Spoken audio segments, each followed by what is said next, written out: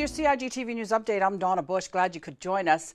Civil servants were able to learn a lot from the Alzheimer's and Dementia Association here in the Cayman Islands at a lunch and learn event held recently. Samantha Connolly, the pharmaceutical advisor and deputy chair of the association, gave a talk on the organization's mission, which is to educate and bring awareness on Alzheimer's, the disease, and dementia, one of its symptoms. The topic of caregivers of those who suffer from Alzheimer's was also discussed. So for us, we need to be able to educate those carers and loved ones as well, so that they don't get depressed and upset, and show them some support as well. There's a very interesting book written by Dr. Laird, and it's called Take Your Oxygen First. And one of the statistics that came out of that book is that the caregiver often dies before the person that is affected with Alzheimer's. And this is because they're so busy taking care of the person with Alzheimer's and dementia, they forget to take care of themselves. Those in attendance were able to get answers to their questions after the presentation. Now, if you would like to contact the association, you can go online to their website, which is ADA Cayman, that's ADACayman.com, or you can give them a call on 924-4170, that's 924-4170. And speaking of the association, they recently recognized 8 caregivers from the Department of Children and Family Services. They were awarded for their work in advancing the department's Adult Special Needs program. The awardees are community care workers, team leaders, managers, and home care assistants who work at the DCF's operated East End Sunrise Cottage, Maple House, and Golden Age Home residential facilities. Head of DCFS, Director Felicia Robinson, says she's delighted that the ADCI chose to honor these staff for their professionalism.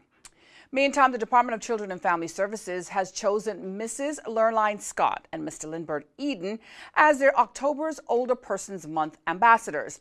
The senior citizens who hail from Cayman and Savannah respectively were recently selected for the honor in recognition of their continuing contributions to local life as the faces of the annual observance, this year titled Stepping into the Future: Contributions of Older Persons in Our Society. Now, the pair is expected to attend several events organized by the DCFS celebrating the month. The department is organizing transport to many of the 14 Older Persons Month activities, which include socials, a theater trip, church services, and island tours. Mrs. Scott, better known as Miss Lurline, lives in Spot Bay, Cayman. She is the proud matriarch of 10 grandchildren and 2 great-grandchildren, many of whom helped celebrate her 90th birthday with family and friends recently. Lifelong Savannah resident Lindbergh Eden is similarly honored to be chosen as a 2017 Older Persons Month ambassador. He's especially looking forward to reconnecting with former acquaintances and participating in many of the planned events. The 90-year-old bachelor is one of 7 siblings born to the late Sarah Leone and Alexander Selwyn Eden.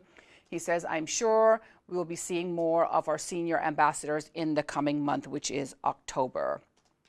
Well, finally, the Cayman Islands Monetary Authority raised $10,996 from its inaugural 5K and 10K charity walk run held back in May. The funds were donated to the literacy and numeracy programs within various local government schools. The event was organized as part of the authority's 20th anniversary celebration, which was recognized earlier this year on the 1st of January. Considering that this was the first event of its kind undertaken by the authority, Managing Director Mrs. Cindy Scotland expressed much gratitude to all 328 participants and event partners for the overwhelming support. It was truly heartwarming, she added. As a financial regulator, part of the authority's mission is to protect and enhance Cayman's position as a leading financial center through the use of highly skilled professionals. Therefore, it is also our obligation to help ensure that local students are given every opportunity to flourish so that they may one day contribute to the continued success of these islands.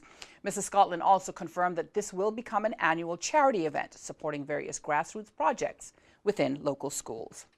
Well, if you missed today's news update, you can go to the Cayman Islands Government Facebook page or the CIG Television YouTube channel. I'm Donna Bush with your CIG TV News Update. Thanks for joining us and wishing you a wonderful and safe night.